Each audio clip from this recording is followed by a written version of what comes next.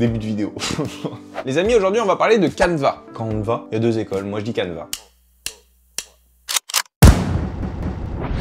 Aujourd'hui, on l'utilise tous, tout le monde connaît, et ceux qui connaissent pas, quand vous allez découvrir ça, vous allez dire « Waouh, c'est incroyable !» Je vais vous raconter l'histoire de Canva, comment ça a été créé, comment ça a changé l'histoire informatique, et je pèse mes mots, pour moi c'est une révolution. Alors ce qu'il faut se dire déjà, c'est que Canva, il y a 13 ans, ça n'existait pas. 13 ans, c'est rien. Vous vous rendez compte, il y a 13 ans, j'avais 12 ans, donc j'étais en 4e, alors qu'aujourd'hui, Canva rivalise avec les plus grandes entreprises. C'est-à-dire que Microsoft, qui dominait dans ce milieu-là, maintenant, c'est vraiment un concurrent direct pour eux. Alors que Microsoft, on connaît tous, hein, Alors pour ceux qui connaissent pas, Canva c'est un site qui permet de créer des visuels en tout genre. Mais là où ils sont forts, c'est que t'as pas besoin de connaissances particulières en informatique. C'est-à-dire que ta grand-mère ou ton petit frère peuvent aussi bien créer des choses sans avoir un diplôme d'informaticien ou de graphiste professionnel. Et c'est là toute la force de Canva. C'est là où ils ont révolutionné le game. Alors aujourd'hui, Canva c'est 60 millions d'utilisateurs par mois. C'est énorme. Canva a été créé par Melanie Perkins et Clifford Obrecht. C'est deux Australiens qui se sont rencontrés à l'université et aujourd'hui, ils sont mariés. C'est Mélanie qui a eu l'idée de base de créer Canva. Elle donnait en fait des cours à côté de ses études, des cours sur l'utilisation des logiciels de graphisme, genre Photoshop, ces genres de choses. Elle donnait plein de cours là-dessus, sauf qu'elle s'est rendue compte que c'était vraiment pas intuitif. Des gros logiciels en fait, et si tu connais pas, c'est compliqué de savoir s'en servir si t'as pas eu de notion. Et elle s'est dit, pourquoi pas créer quelque chose. Et on remet dans le contexte, c'est-à-dire que à l'époque, donc 2010, YouTube, c'était pas aussi développé que maintenant. Donc tout ce qui était tuto sur chaque logiciel, ça n'existait pas encore. Et petite subtilité, c'est-à-dire que tous les gros logiciels qu'on connaît, il faut forcément les télécharger sur son PC. Et ça embête beaucoup de gens de devoir télécharger quelque chose sur son ordi, et ça coûtait très cher, et ça pèse aussi beaucoup de gigas sur ses PC, etc. Alors après plusieurs essais avec un site internet qui s'appelait Fusion Books, c'était une appli en fait qui permettait de créer des albums de promo, et tout va s'accélérer en 2012 quand Cameron Adams, un ancien qui a travaillé chez Google, décide d'intégrer l'équipe de Mélanie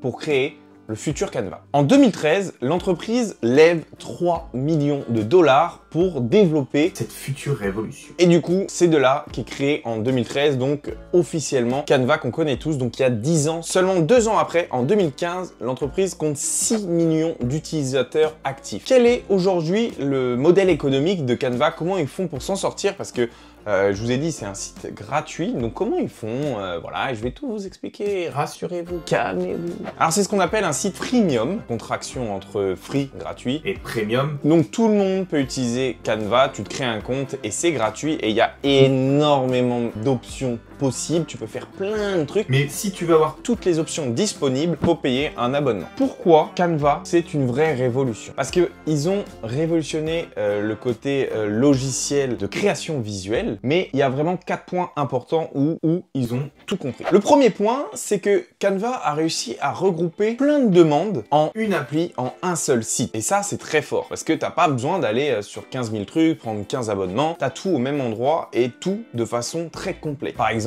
Photoshop, tu peux retoucher toutes tes photos, c'est compris dans Canva. Word, pour du traitement de texte, coller un texte sur une page, mettre 2-3 petits visuels et tout, tu peux le faire. PowerPoint, pour faire des diaporamas, tu peux le faire. Et plein d'autres applications de retouche ou mettre des stickers sur des images, des trucs tout bêtes, mais tout ça, tu peux le faire en un. Ça, déjà, ils ont tout compris parce que ça évite de dépenser de l'argent et de partir dans plein de sites. Le deuxième point où ils ont fait très fort, c'est la facilité d'utilisation. Pour moi, c'est d'ailleurs le vrai point où Canva a su se démarquer, c'est d'une facilité d'utilisation impressionnante. Vraiment, comme je vous disais au début de vidéo, hein, ta grand-mère ou ton petit frère, ils peuvent l'utiliser. Il n'y a pas 20 milliards de commandes comme sur des gros logiciels. Tu vas sur Word, tu as 20 milliards d'options, donc c'est très complet. Quand tu sais l'utiliser, c'est ce qu'il y a de plus complet, bien sûr. Mais qui utilise tout ça? Donc visuellement, tu as trop d'informations, tu as trop de choses qui te servent pas, alors que Canva, ils sont allés à l'essentiel des choses que le commun des mortels utilise le plus souvent. Et donc forcément, ça va vite et les gens aiment ça. Le troisième point, et pas des moindres, c'est que c'est gratuit, tout simplement. Et ça, forcément, hein, je vais pas vous l'apprendre, quand c'est gratuit, c'est plutôt cool. Et oui, parce que pour les 3/4 des gens qui vont utiliser Canva, moi le premier, moi ça fait plus de 5-6 ans que j'utilise Canva et je suis toujours sur l'offre gratuite et ça ne me convient très bien. C'est impressionnant tout ce que ça propose gratuitement. Je sais pas quoi dire d'autre à part que c'est incroyable. Je vais peut-être passer à l'option payante, mais là, du moins pendant mes 6 dernières années, j'en ai pas eu besoin et pourtant j'utilise vraiment plein d'options dedans. Hein. Donc des gens qui veulent juste faire un petit montage simple, bah, ça suffit, tu vois. Et le dernier vrai point qui a révolutionné tout ça, c'est que c'est disponible partout. Comme c'est un site internet et une application mobile, ah, c'est facile. Je suis sur mon PC, je suis sur Canva avec mon compte, top, je pars en week-end, ah mince, j'ai oublié de faire un truc comme ça, je me connecte à un PC d'un pote, je mets mon compte, je retrouve toutes mes données, tout est sur un serveur, je l'ai sur mon portable aussi, donc si je veux faire des trucs, un petit visuel, ce genre de choses, je l'ai sur mon portable. Donc dans les transports, je peux travailler dessus, je suis chez moi, je peux travailler, je vais chez ma grand-mère, elle a un ordi, je peux travailler. Télécharger Photoshop sur ton ordi, bah tu l'avais sur ton ordi. Donc tu partais, t'avais pas ton ordi, tu ne pouvais pas travailler. Concernant mon avis, vous l'avez vraiment compris, je trouve ce site phénoménal. Moi, je m'en sers tout le temps pour tout. Mes miniatures, elles sont faites sur Canva. Du traitement de texte, parfois j'ai des petits trucs à faire, je le fais sur Canva, c'est beaucoup plus facile que Word. Word, en fait, il y a des trucs que tu tapes, tu fais un truc, hop, ça a tout déréglé, tu sais pas pourquoi, comment faut remettre à la page et tout. Là, t'as 4 boutons, les 4 boutons que tu utilises, t'alignes le texte, tu le recentres, ça y a pas sur Word. Le fait de, tu prends ton texte, tu le centres à la page, c'est tout bête, c'est le truc la plus basique et Word le propose pas, ou alors je suis pas au courant, ils doivent le proposer, mais ça doit être dans des réglages au fin fond de ton PC, c'est une galère. Je m'en servais beaucoup pour ma marque de vêtements, pour faire des stories, pour faire des posts Instagram, parce que tout qui est créé, en fait, tu tapes post Instagram, ça te fait la dimension. Quand je suis passionné par un truc, vous le savez vite faire.